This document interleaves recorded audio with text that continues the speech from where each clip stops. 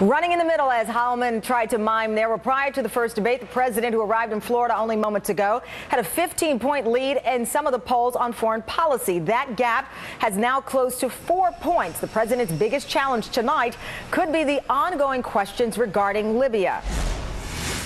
He spoke to this last week in the debate. I'm sure it's going to be a topic tonight. But I think that he'll say, look, this investigation is ongoing, and we are working it hard. We want to get to the bottom of what happened so that we can make sure it never happens again. But we can also bring those who killed 4 American people to justice. And let me bring in today's News Nation political panel, nationally syndicated radio talk show host Michael Smerconish, also an MSNBC contributor, Democratic strategist Chris Kofinas, and Kornbluth, deputy national political editor for the Washington Post, and Republican strategist Chip Saltzman. Thank you all for joining me. Let me start off with the obvious. Everyone wants to see what happens with Libya, Chris, because of the situation in the prior debate when it seems as if Governor Romney, after that awkward moment trying to press the president, turned out to be wrong, was off his game the rest of the debate. So will Romney go in this time around trying to pick up traction on Libya? I think it's the one area where they think they misplayed it in the last debate that I think he's going to probably come hard at the president, or as hard as you can when you're sitting a foot away from the president of the United States. I think the president and his team are going to be prepared for that. I think it's a relatively easy response in terms of saying this was a fluid situation, an unstable situation. This is what happens when you have a crisis, and I think the president's going to be able to kind of push it back. I think the danger for Governor Romney is, does he overreach? And he did last time, and it blew up in his face. He can't afford to do it again. Chip, let me bring you in on this issue of Libya, because it does seem, if you watch the Sunday morning programs, a lot of the surrogates for Governor Romney bringing up Libya, bringing up what they categorize as mishandling of the situation, ongoing questions. Nevertheless, Lindsey Graham was on earlier today, really going after the CIA now, as well as the Obama administration, and he painted a picture of Libya just in chaos, this dire situation. But my colleague Chuck Todd played a sound clip from John McCain in July. This is how Senator McCain, described Libya at the time. Let me play it. I was there for their election, and you know how many people I met who'd had their sons, their husbands, their fathers, their family members slaughtered by Muammar Gaddafi?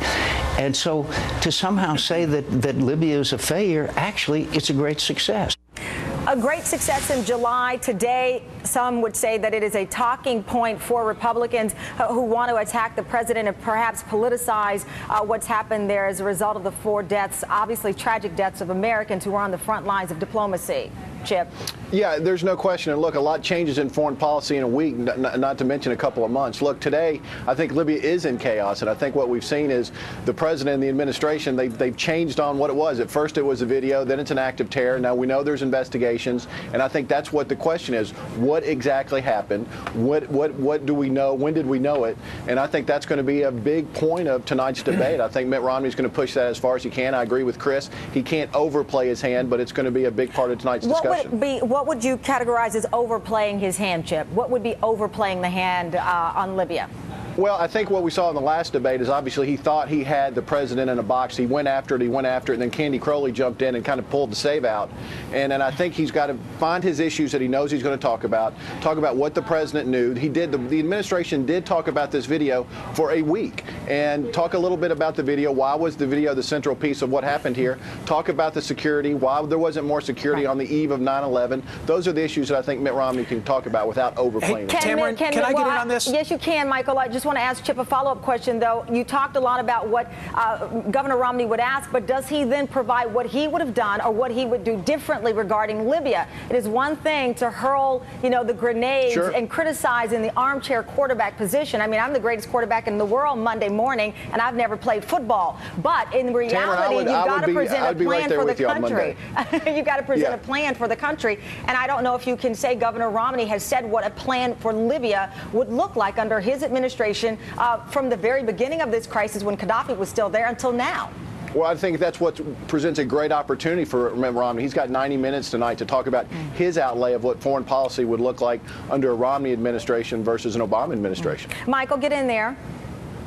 I think the dynamics on Benghazi have completely changed as of today. And I'm referring to not only the New York Times, but the Wall Street Journal. And the Journal is no fan of this president. The front page story reveals how the CIA, for a period of 10 days, was telling the administration, including Ambassador Rice, that this evolved out of the protest. So, you know, here's Ambassador Rice, who's been thrown under the bus in certain quarters for a long time now about allegations that perhaps she was carrying political water and she was lying because they didn't want to say the word terror. It turns out, according to this information, that the president was being told in his daily briefing by the CIA, and so too was Ambassador Rice, from the CIA, that this was all evolving from the protest hinged to that movie. So what do you expect the president to say? Do you expect the president to go on TV and to say, well, the CIA is telling me X, but I want you all to know why? That's completely untenable. The question is, how does he say that tonight? How does the president make that point tonight